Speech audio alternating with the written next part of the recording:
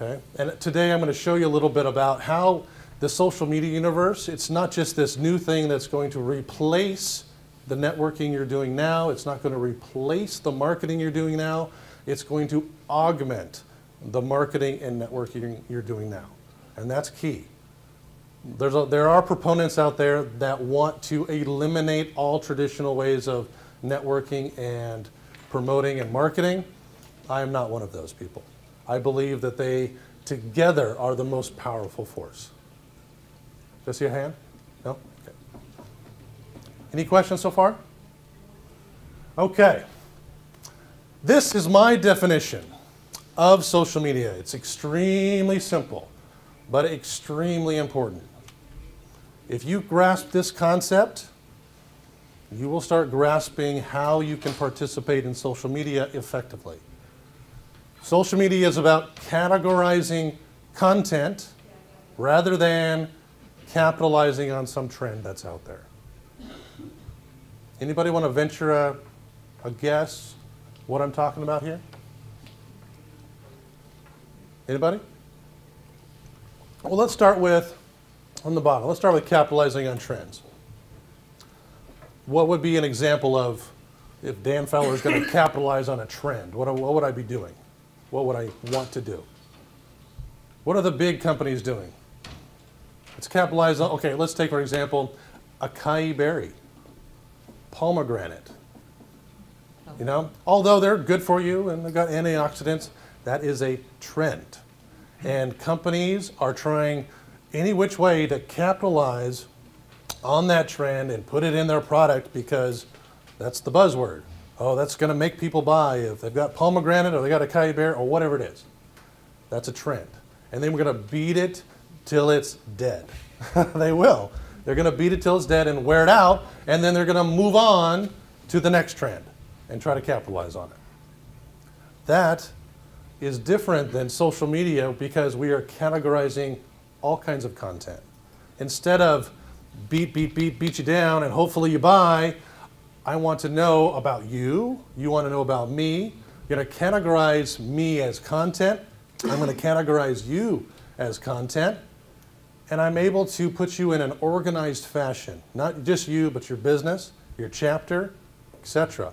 All content from all sources can be categorized. This is how we search for it. When you go to Google, do you type in, you know, you don't type in a big long sentence. You type in, this is what I'm looking for. Okay, that's the category I'm looking for, the type of something. And Google looks for it. And it's categorizing your content. Social media takes it to the next level where you can categorize content 24/7 on the fly, and it evolves. The more content you put in, the more content others put in, it changes how it's categorized. It changes the dynamic. Just like any relationship. As you grow to learn more about a person, doesn't your dynamic change with that person over time? It's exactly the same way in the social media universe. You're categorizing content, therefore changing and organically growing and evolving the relationship. It just happens to be online. We're doing this in our BNI groups. Do you give referrals to brand new members that walk in? Usually it takes some time because we need to get to know them. We need to get to the point that you trust them, trust their services, trust the fact that they're going to be able to do a good job. Well, your relationship has evolved and grown. You can do this online as well. Okay. Now that you've heard my definition, this is in your worksheet as well. I want to break up this word, demystify this word social media, or this term, social media, and break it up in its two pieces. First social, then media. Anybody want to venture a guess, or what would be your definition of social in the word social media? Yes? People interacting with each other. Good, I like that. Bill? Informal. Informal. I like that. Anybody else? Oh, come on, don't be shy. Sharing. Sharing? Okay. Jason? Communication aspect of it. Communication? Anything else? These are all good, and they're all part of it. My definition, or my piece to social media, is this: public access. Means The social part is everyone can access the party. Everyone has got an invitation to this party. That's the social part. Now the media part, what would you venture a guess at the media part of it? What do you think media is? Newspapers. Newspapers. What? Delivery of a message. Yeah. Delivery of the message, good. Information, deliver information. Okay, good.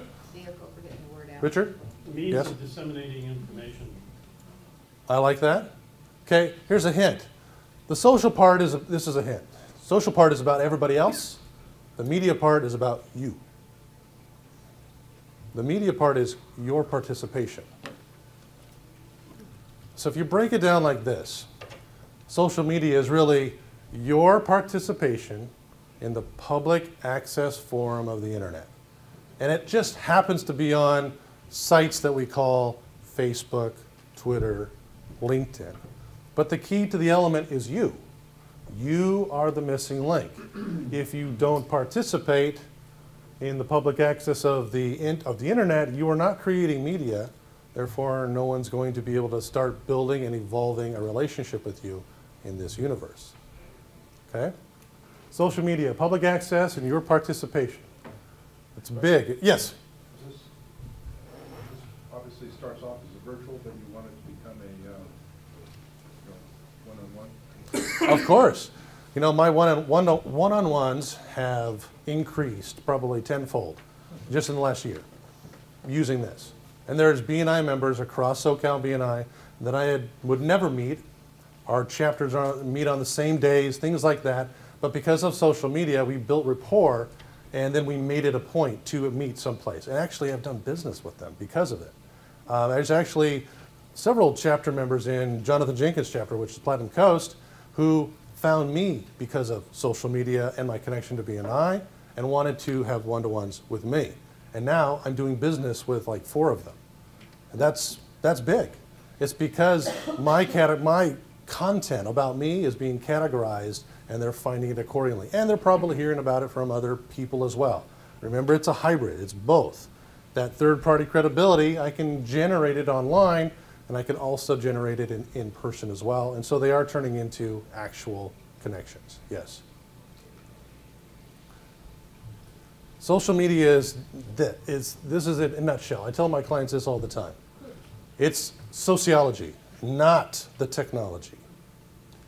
You may know how to use all the gizmos and gadgets, and those are cool and fun. I love them myself. I drool over them. I would love to have an unlimited bank account and go to Fry's every day, but that is not what fuels the social media universe.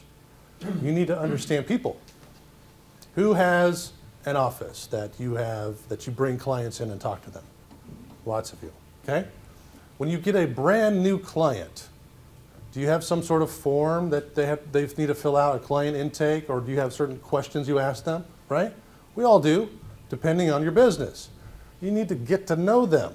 How can you serve them? How can you help them? How can your partnership be mutually beneficial? That's the whole sociology part. Now take that, and you've got to meet one client at a time. But what if you could do this exponential and be able to connect with people and know what they need and want online through social media, because they're categorizing their content for you. You're able to weed it out. You're able to find the kinds of people that are going to be perfect clients for you. Social media for me has been a huge referral source, referral engine for me, because I'm very, very specific about what I'm looking for and what I do. And I do not deviate from that within social media. And we'll get more into that in a little bit. So I want to know about the people, and I want to make sure that the people that are connecting with me know about me to the extent that we can do business. 90% of my presence on, let's take Facebook, business. The other 10% is personal. Most people who are my friends on Facebook are so because they are my business colleagues. They're not my, let's go out and have a pizza friends. Although I do have pizza with those people too. But I'm there on Facebook for business, pretty much primarily, and a couple bit, here and there, private posts. It's all about the people, just like with BNI. your B&I chapters. It's all about the people. The technology comes second. So 10% of it, maybe 5, is the technology. A little bit of hump, and that's what the advanced class is about. We try to get you over that little bit of technology hump so you can do what you are already doing, networking and learning about people. That's what B&I teaches you, and they do it quite well, and we're just applying a little bit of technology so you can do it virtually as well. You have a question? Yeah, I'm probably jumping ahead. You said that you're on Facebook just for business. Yes. Is that something that you chose to do going in, or is that something that evolved over time? Good question. I chose it going in. I chose it going in because I saw no point in playing Farmville. Social media was, I went into it experimenting of what it could do for business initially. And as it's grown and changed, it's become more and more a powerful tool for business. You know, just 2 years ago, Facebook was, you could still use it for business, but the tools weren't there for business owners to really maximize it. These days, Facebook is there. It is trying to cater to small businesses, big time. The tools are there. Now is the time to get involved and understand the process so you can tap into those new tools, for sure. So for me, I went in wanting to be business. Yes? Do you have a personal and business Facebook page, or just? Good question, and we are going to touch that. I'll answer that question now. You have to have both. You have to be a person. Facebook requires a profile to be associated to the pages. So Dan Fowler has to be up there. I can talk about my business on my personal page, but I have to be a person. I got to see my face in some way, shape, or form. And Dan Fowler owns Red River Productions or helps out with his chapter or whatever it may be. The profile is the master account. So yes, if you're getting into it, you have to have both. You can't just get in there and have a no-name logo and have a business. That's no way to build trust. People want to see your face and be able to interact with you. If you're having trouble with your business pages that you've started up, it's because they're cold. And hopefully after today, you'll learn that it's about interaction. It's about building that relationship and evolving it virtually. Good question, though. Thank you. If you have any other questions, please pop them up. I'll be glad to stop and talk more about them. In your worksheet, there's a list of tools. This is a very, very small list of tools that are available for social media to use. Most of you probably use one of these tools every single day and don't even know it. Every single day. It's called RSS. Anybody know what that means or stands for? Nobody? Really? It's a feed, but I forget what the RSS stands for Really Simple Syndication. That's what it stands for. So an RSS, yes, it's a feed. Everybody heard of a blog? Yes? No? Okay. Anybody blog in here? Very good. All blogs are on an RSS feed. Anybody watch a YouTube video before? Yes? Every single YouTube video is on an RSS feed. Everybody, you guys have Facebook profiles? Most of you? Everything on Facebook is RSS feeds. You use them every day. All the news feeds, all the posts coming through, they're all here. It's called dynamic content, meaning I'm able to not just have it in one place like my website, but I can share it to other places, other sites, other people, you name it, it's dynamic. Dynamic is, a good way to explain dynamic is, if I've got my source, let's use a blog for example. I write a blog post, put it into my blog, I can have that blog associated with a whole bunch of different things. My Facebook page, my LinkedIn page, Twitter, you name it. Some of those icons you're scared of, you can have that one blog be linked into all of them. And you can have different fields of influence within all those sites. All I have to do is make one blog post and it automatically, dynamically is posted to all of those places. That's the power of the social media and the RSS. That's why it can grow exponentially really, really quickly. Most of these other tools on here are built off of an RSS feed. Video sharing, photo sharing. Anybody use like a photo bucket or Flickr or any of those types of deal? Those are all photos, but they're all in an RSS feed. Means people can subscribe to it. Means if somebody does subscribe to it, they're going to get new content every time you put something in there, and you don't have to worry about it. Okay? All right. Anybody seen this curve before? This sales curve? Probably some of you have. This is not in your workbook, but I do want to cover it real quickly because this sales curve is for traditional sales, okay, and how you need to brand yourself, draw traffic, engagement, and ultimately get conversion of sales. But the same thing applies in social media. The exact same thing applies. Branding. You're making people aware of who you are, what you do, how you do it. You're branding yourself every time you go into your B&I chapter. Standing up for your Sales Manager Minute. That's a branding time. People need to know what you do and how you do it. Doesn't mean they're going to come to you yet, but that you need to be consistent with that brand. You can also do this online. You need to have your brand be consistent. What you say in your Sales Manager Moment and what people know of you in B&I, that presence also needs to be congruent in your social media, or people will be confused and you won't get to the next level, which is traffic.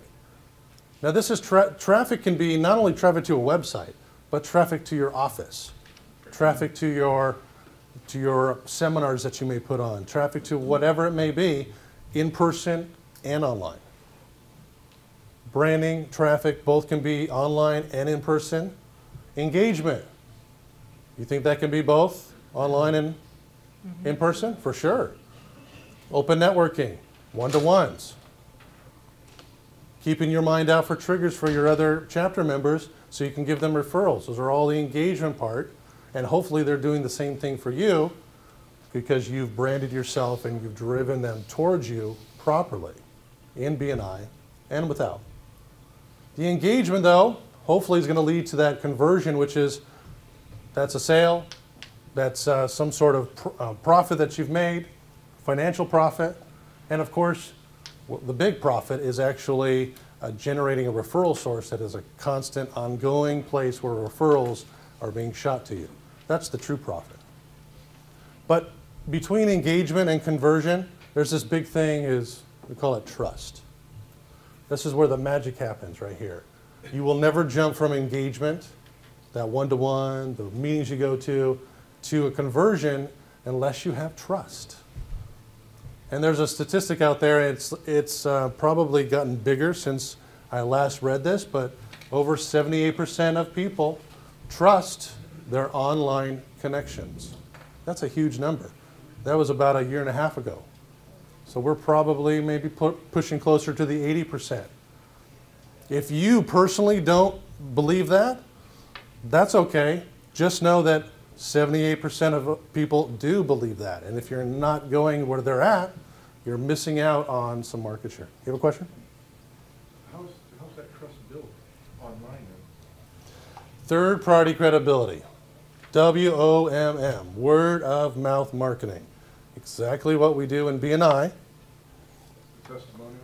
Well, testimonials, yes, but also one of the things that I've taught some of my chapter members is when you get a new client and it was a referral from somebody in your chapter, talk about it on your social media outlets. Immediate. Talk about the new client. That lifts and elevates the new client, but you're also talking about the person who made it happen. So now, let's say I gave a referral to you and you posted about the new client that you got and the referral giver, me. Well, you just got props for giving free promotion to your new client, and you've given me third-party credibility that I'm going to be able to move on and maybe generate business for my company. It's very, very organic and very web. It's very integrated. Yes, do you have a question, Guz? What about those types of professions that have privacy policy issues? Yes, there are those professions. Like financial planners sometimes have that issue. People that do securities have that issue, and that's all and lawyers. Well, me specifically being a bankruptcy attorney, use me as an example for this. My clients may not want me saying, you guys just got this Right. client, they are so broke. And I got this great referral. Right. Well, it's to take that exact example, if I were in your shoes, I wouldn't be talking about the parameters of your new client at all. I would be talking about, I just met the greatest person, and they are looking towards the future, and this is what their plans are. And I'm gonna work with them. You don't have to say what you do. I'm gonna be working with them to make sure that their future goals are attainable. That's totally different than saying, I'm a bankruptcy attorney and going into it. You can be very, I mean, if you really think about it, how you say something means a whole lot more than what you were actually saying. That makes sense. Did that answer the question that was out there?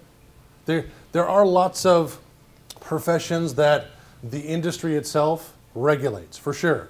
I can't help that. So that's industry based. And you can talk to me after the class, definitely, and we can discuss that. I have dealt with some of them in the past. There are ways to get around some of those restrictions. But then there's some companies, and I'll name there's New York Life is one of the hardest ones to work with when it comes to this. New York Life agents are pretty much shackled, can't do anything when regarding social media. There's nothing I can do about that, I'm sorry, but for most companies and most industries out there, you can work around those restrictions, or they have specific things that they want you to use in every post, everything that you do, and any kind of media content that you put out there, that's out there. You just have to ask for it. And if they don't have those kind of regulations in your industry, then great. Then talk it up. Did I see another hand? No? Any other questions with that? Did I answer your question, Gizzy? I did? Okay. All right. Remember I talked about that blog going out to all the different sites? This is what I call Whitepaper. I mean, I don't like doing things over and over again. I don't even like logging into multiple sites. And I do this stuff. That's not, I want to be able to do it once and have it go everywhere. Wouldn't you? Yes. What if you were able to say to one employee what you wanted to have happen, and that had to be disseminated out to 15 other employees? Wouldn't you love to be able to tell one person it's the exact same message across the board without you having to go and do it? That'd be fantastic, right? It won't happen. But with social media and the online, it can. You can say it once, and it can go everywhere. I just put some examples of sites, and these are just some examples of where it could go, depending on your business, depending on your chapter, and what you want to do. A lot of chapters are switching from the president's email to the president's blog. And a lot of those presidents, if you do one-to-ones with them, it's because they took this class. The president's blog becomes dynamic and searchable. So who receives a president's email when a president's email goes out? Anybody want? Just the members. Okay? The president's email is the rah-rah. Hey, we did great, we did this, we did that, and we had this many visitors, right? That's the rah-rah email. That is something that everybody should have access to. So presidents have flipped over to the president's blog, making it not just searchable for Google, Yahoo, Bing, but other members can share those particular posts with their friends, their connections, in their social media sites. It becomes very organic very quickly. Case in point, my home chapter, I Trust. We have actually had, it's now 9 visitors because of social media, and 5 of them have actually become members. But they were qualified people. We use social media and use the blog information, so people are finding us, so we're perfect matches even before anybody else meets them in person. Case in point, our Dan Arturitano is one of those people. He'll actually be here in the advanced class helping me, help you. He's our SEO guy. He found us because I wanted an SEO guy in our chapter, and we made sure our content was geared that way. He found us, he came and visited, nobody knew who he was, and he joined. Yes? Yes. How did he find you? What did he do to find you? He went into Google, business networking in Long Beach. And we show up, big time. It's because, and we showed up on Facebook, on our LinkedIn page. We do everything within our chapter. And so those chapters who are just starting out with this, you need to be able to integrate as much as you can, because that's how people are going to find you. They're going to go to Google first, or they're going to go to Facebook and search within there as well, or they're going to search YouTube, find videos. So we try to be wherever people might search for us as a chapter. But the same concept applies to you as a business. You need to be where people are searching. Do you know what the number 2 search index in the world is? Facebook? No? YouTube. YouTube. That's it. That is a search index. People are going to YouTube to search for pretty much everything. If you haven't noticed, it's not just videos about the cats falling off the back of your toilet, which those are kind of humorous, but if you go to YouTube, let's say, I actually am starting to use YouTube a whole lot more as a search index for product demos. Let's say I want to buy something, and I don't want to go to the store. I'm in my pajamas, and I want to just sit there. Well, I can go to YouTube, I can type in the model number, and there's probably a 90% chance that there's going to be a demo video or several demo videos about that product, and I get to see it in action. Before I go to any store, before I search what the prices are, I want to see how this thing works. More and more people are doing that. So if YouTube is the number 2 search index in the world, wouldn't you want to be there with your products and services so when people search your particular field and category that you pop up? That would be a good thing. If you're not there, not using those media tools, you're not going to show up and people aren't going to find you. I mean, pretty simple. So this is a way, this whole core content or white paper, you want to be able to be in the places that everybody's going. There's some people who are on LinkedIn who are not on Facebook. Fine. That's great. Some people who have YouTube channels and some people who don't. Some people who like podcasts and some people who don't. Some people who tweet and some people that don't.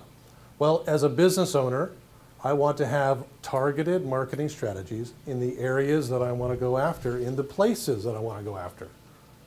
If Facebook is not the place I want to market because I only want to market to elite professionals, then don't market there. Use LinkedIn only. Use Twitter and LinkedIn combined. But if you're looking for the masses, you're looking for new chapter members possibly, Facebook is a great place to find those new chapter members or potential visitors. Also a site called Meetup. Anybody know about Meetup? Been hearing about that? I think I got the bug in some chapter members about Meetup. It's an awesome site. It's a perfect site for BNI members. I'm going to show you some examples of that in a bit.